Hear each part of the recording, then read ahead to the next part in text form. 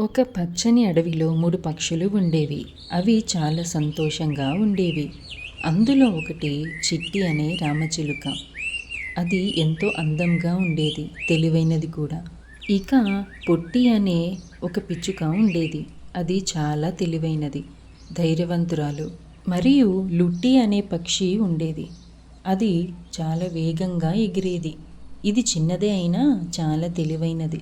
ఈ ముగ్గురు ప్రతిరోజు ఉదయం కలిసి ఎగిరి ఆహారం వెతికి తిని సాయంత్రం పెద్ద చెట్టు కొమ్మపై తిరిగి వచ్చి విశ్రాంతి తీసుకునేవి. వాటి మధ్య ఎంతో బలమైన స్నేహం ఉండేది. ఎప్పుడూ ఒకదానిపై ఒకటి ఆధారపడుతూ కలిసి నవ్వుతూ ఆడుకుంటూ జీవించేవి. ఒకరోజు ఉదయం అవి దూరంగా ఉన్న ఒక పంట పొలానికి ఆహారం కోసం వెళ్ళాలని నిర్ణయించుకుంటాయి. ముగ్గురు కలిసి ఆకాశంలో ఎగురుకుంటూ ఆహారం కోసం వెతుకుతూ తిరుగుతున్నాయి. పంట పొలాల్లో చాలా గింజలు కనిపించాయి.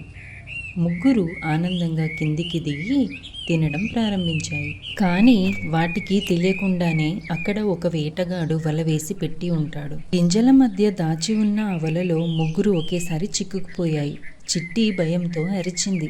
అయ్యో పొట్టి లుట్టి, మనం వలలో చిక్కుకున్నాం అని అరుస్తుంది. అప్పుడు లుట్టి ఇలా అంటుంది. అయ్యో ఇప్పుడు ఏం చేద్దాం, వేటగాడు వస్తే మనం తప్పించుకోలేము అని భయంతో బదులిచ్చింది. లుట్టి కొద్దిసేపు ఆలోచించి ఇలా చెప్పింది. మనమంతా కలిసి ప్రయత్నిస్తే తప్పించుకోగలం. ఒకరికొకరం తీయడానికి ప్రయత్నిస్తే వల తెగదు. కానీ మనం అందరం ఒకేసారి ఎగరడానికి ప్రయత్నిస్తే వలను మోసుకెళ్ళి దూరంగా పడేయచ్చు అని సలహా ఇస్తుంది. ముగ్గురు నిర్ణయించాయి. ఊపిరి పీల్చుకొని 1, 2, 3 అంటూ ముగ్గురు బలంగా రెక్కలు కొట్టాయి. వింతగా వల మెల్లగా నేల నుండి పైకి లేచింది. 3 పక్షులు కలిసి ఆ వలతోనే దూరంగా అడవి వైపు ఎగిరిపోయాయి. అలా అవి ఆ వలతోనే ఎగురుకుంటూ చాలా దూరమే ప్రయాణం చేశాయి. చివరికి ఆ వలను కూడా విడిపించుకున్నాయి. ముగ్గురు ఆనందంతో కూతలు పెడుతూ డాన్స్ వేస్తూ వాటి సంతోషాన్ని కూడా పంచుకున్నాయి. వల నుండి బయటపడిన తరువాత చిట్టి ఇలా అంటుంది. మనం ఒకరికొకరం లేకపోతే ఈరోజు మన ప్రాణాలు కోల్పోయే వాళ్ళం. అది స్నేహం కలిసి ఉంటే ఎవరు మనకు హాని చేయలేరు.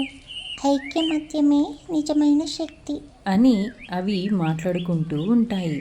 3 పక్షులు సంతోషంగా చెట్టుపైకి ఎగిరి మళ్ళీ తమ జీవితాన్ని ఆనందంగా కొనసాగించాయి.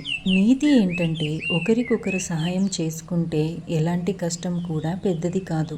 ఐకమత్యం ఉన్న చోట ఎప్పుడు విజయం ఉంటుంది. ఈ వీడియో మీకు నచ్చితే లైక్ చేసి సబ్స్క్రైబ్ చేయండి, అలాగే షేర్ చేయండి.